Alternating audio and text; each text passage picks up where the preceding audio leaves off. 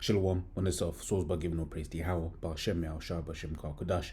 Double honors to the apostles of great millstone, and honor to you brothers doing the work of the Most High in truth and in sincerity.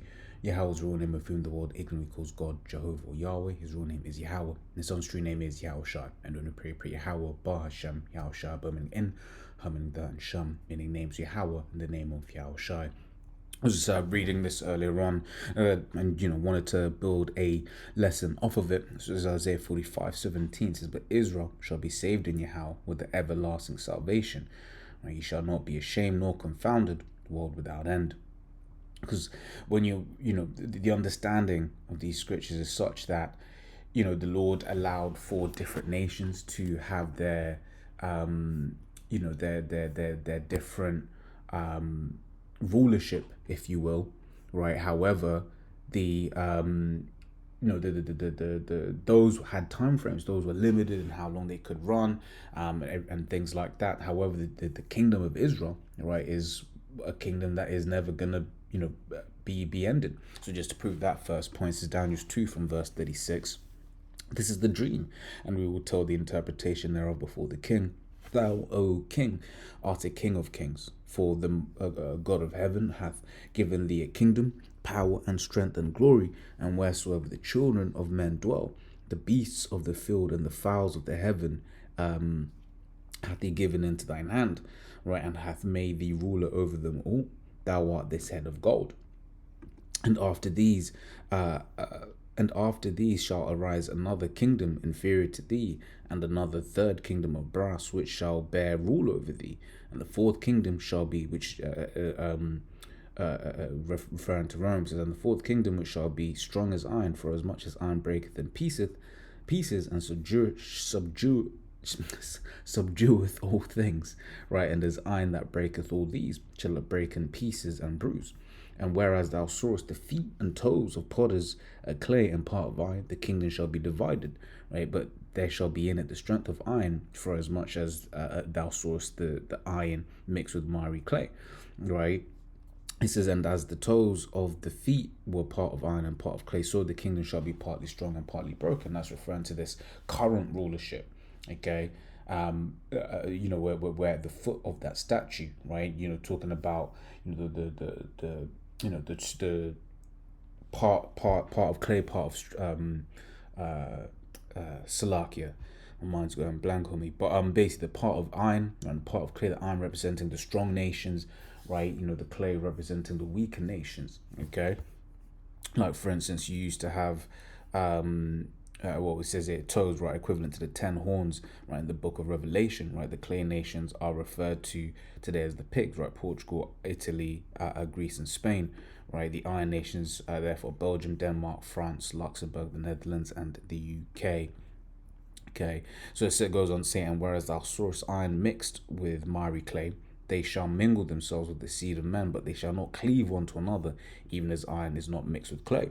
Right. So basically, in this, Daniel, is basically breaking, the vision down in to basically signify that there would be several kingdoms that would come and they will follow, they will come and they'll follow, right? But then you end up with one final kingdom, right? Verse 44, right, Daniel 2:44, it says, and in the days of these kings shall the Most High of heaven set up a kingdom which shall never be destroyed, right? And the kingdom shall not be left to other people, but it shall break in pieces and consume all these kingdoms, and it shall stand forever. Okay. Yeah, these modern days, right? These kings, Rothschilds, Rockefellers, etc. Okay. So it goes on to say, for as much as thou sawest that the stone was cut of the mountain without hands, and that it brake in pieces, right, the iron, the brass, the clay, the silver, and the gold, right, and the great Most High hath made known to the king what shall come to pass hereafter, and the dream is certain, and the interpretation thereof sure. Right, it says, so even just reading that, the interpretation thereof sure, because these things will happen. Okay, this is what has been prophesied to happen in the, in the closing credits, right, of this, particular world.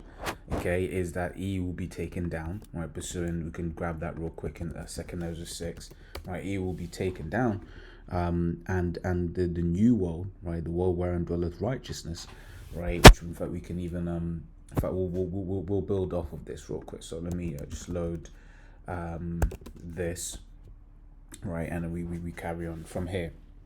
So the second was 6 and 8 says, and he said unto me, from Abraham unto Isaac, when Jacob and Esau were born of him, Jacob's hand held first the heel of Esau, right? And there was when you read the scriptures, there are certain things that are listed, right, for a particular reason, okay? And it's because of the pertinence of that particular thing in the scriptures, right? So the fact that Jacob was holding Esau's heel, right, signifies something, right? Which even then I'm trying to think if that's actually mentioned in the breakdown for that is actually mentioned in Genesis, right? This is Genesis 25 and 26.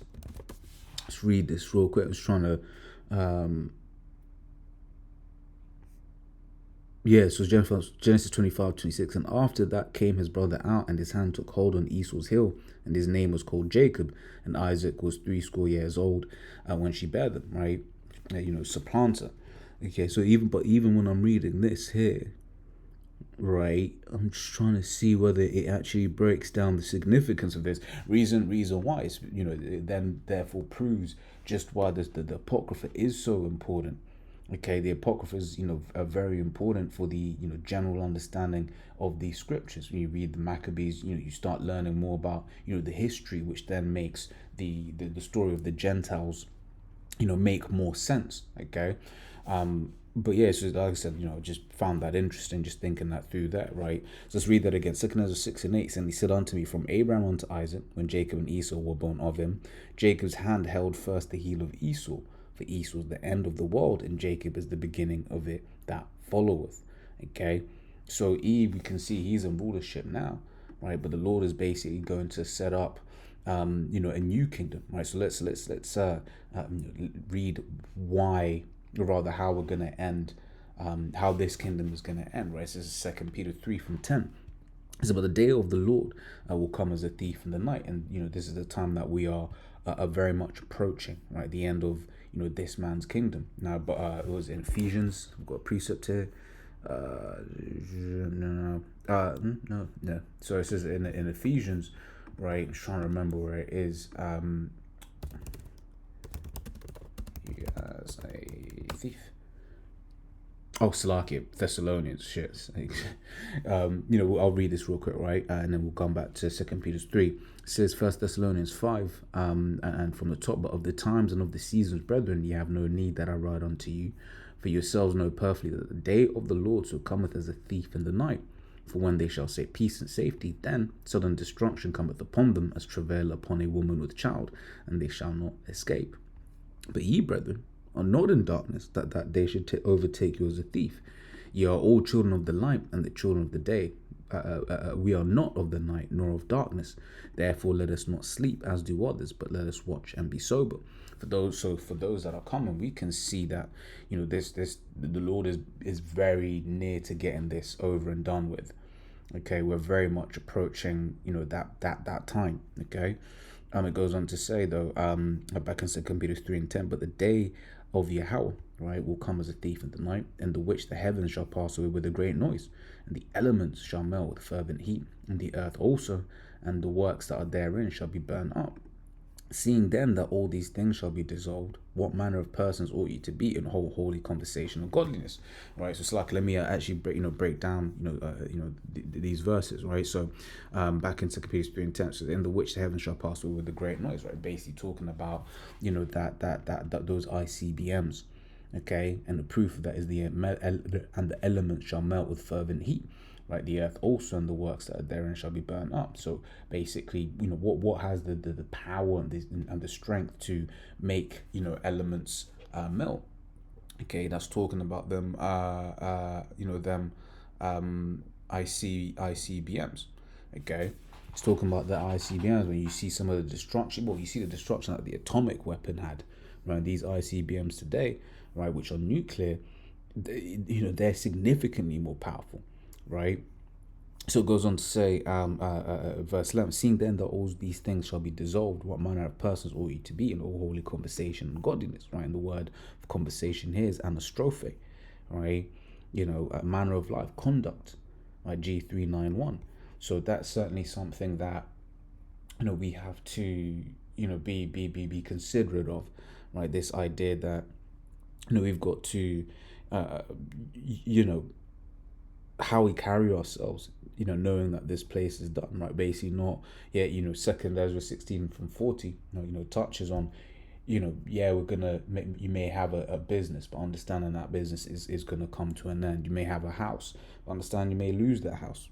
You may have a nice car, but understanding that that all of this stuff is going to be dissolved. All of these things are going to not mean anything. So not having one's heart set in this place, right? Verse 12 says, looking for and hasting unto the coming of the day of the Most High, wherein the heavens being on fire shall be dissolved, right? Once again proving that this is talking about the nukes, and the elements shall melt with fervent heat. So that's the closing credits, right? Where it goes on to say, nevertheless we, according to his promise, look for new heavens, right, and a new earth wherein dwelleth righteousness. Okay, and that's it. We're looking for this new place, right, wherein we can be Salakia. What have I done? All right. Yeah. So we what's the word? Yeah, we're looking for this new place, because in this new kingdom, right, we're not going to be able to sin, and because we're not going to be able to sin, right, we're basically never going to die. Therefore, we're going to be able to fulfill, right, what is spoken of in Isaiah 45:17, right. So let's just work on that thought stream for a little bit, right? So it's Hebrews 8 from verse 6 says, but now hath he obtained a more excellent ministry, by how much also he's the mediator of a better covenant, which was established upon better promises, right? Let's read this real quick. This is John 14:6, right? It says, Yahushua saith unto him, I am the way, the truth, and the life. No man cometh unto the Father but by me. Okay, and that's it, right? Yahushua is the way. Okay, so it says verse 7, Hebrews 8:7, for if that first covenant had been faultless, right, then should no place have been sought for the second. Now we were designed this time around to basically falter, right? That was all part of we're just living the Mosai story. Right, the Mosai could have written it such that we were just perfect from the beginning, but as has been said before, right, we had to learn wickedness to truly appreciate righteousness, and having this Edomite in a position of power over us, right, seeing what he's done with the world, seeing how he has poisoned the minds and poisoned everything, right, it's just like, it makes us yearn for the kingdom. Okay, but yeah, we were designed to go off. Right, verse 8, Hebrews 8:8, so for finding fault with them, right, the Israelites, right, he saith, behold, the days come, saith the Lord, right, when I will make a new covenant with the house of Israel and with the house of Judah, right, not according to the covenant that I made with their fathers in the day when I took them by the hand to lead them out of the land of Egypt, but they continued not in my covenant, and I regarded them not. For this is the covenant that I'll make with the house of Israel after those days, saith the Lord, right, I will put my laws into their mind and write them in their hearts, and I'll be to them a power, and they shall be to me a people. Right, and they shall not teach every man his neighbor and every man his brother, saying, know the Lord, for all shall know me. Okay, I was trying to see if we can to know, just basically to know, right? Because this is it, from the least to the greatest, right? So we're not going to have to teach, because it's going to be ingrained into us. It's going to be programmed right into us. All the children of Israel are going to be programmed with the with the means to basically be righteous. Okay, it says for all shall know from the least to the greatest, right? For I will be merciful to their unrighteous, and their sins and their iniquities will I remember no more. So basically, we're going to have the heart of flesh, right? And we're not going to be able to sin, right? Now, what is important, about that, right? The inability to sin. Now, firstly, what does sin bring, right? This is Romans 6 and 23. So it says, in fact, let's read into this, right?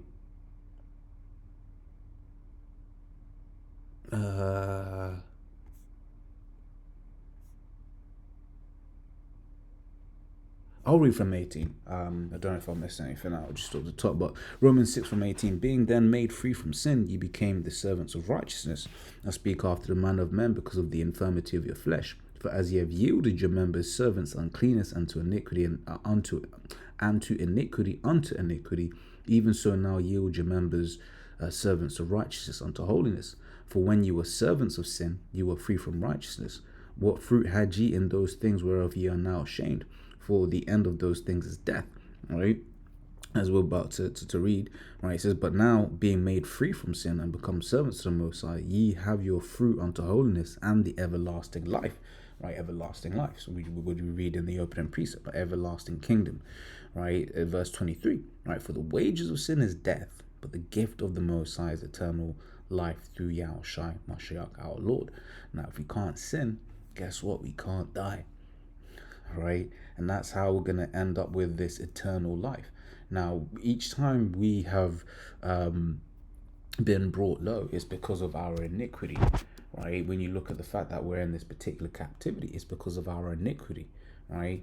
You know, and when you read the account in Judith, right, we'll grab that real quick. Right, this is something that the heathens know, right? So it goes, it says Judith 5:17 says, and whilst they sinned not before their Most High, they prospered, because the Most High that hateth iniquity was with them. So if we can't sin, the Most High is always going to be with us. We're always going to prosper. We're never going to be, taken down. Our kingdom is never going to be threatened, if you will. Gog and Magog. It's like it, right? Let's carry on. It says verse 18, but when they departed from the way which he appointed them, they were destroyed in many battles very sore, and were led captives into a land that was not theirs. Right, and the temple of their power was cast down to the ground, and their cities were taken by the enemies. Okay, and once again, these different heathens understand this, right? Which is why they're trying to keep, the nation in this stead, if you will, where as a nation we're just constantly,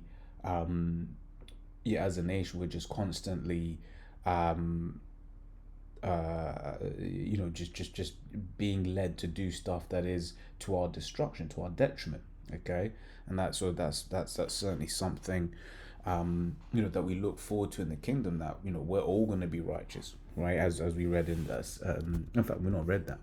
Let's grab this. Is Isaiah 60, near the end, 21, right? So it says, thy people also shall be all righteous, they shall inherit the land forever. The branch of my plant and the work of my hands, that I may be glorified. A little one shall become 1,000, and a small one a strong nation. I, the Lord Yahweh, will hasten it in his time. So that's part of the glory of the kingdom, right? The fact that we will, we'll be able to multiply. We'll be able to live in righteousness, right? The things that were designed from the beginning. Okay. So I'll read Isaiah 45:17 again and close it out, right? It says, but Israel shall be saved in the Lord with an everlasting salvation. Ye shall not be ashamed nor confounded, world without end. Okay, and that's it. So the world, the world without end. So as always, those were those edifying. Till next time we say Shalom.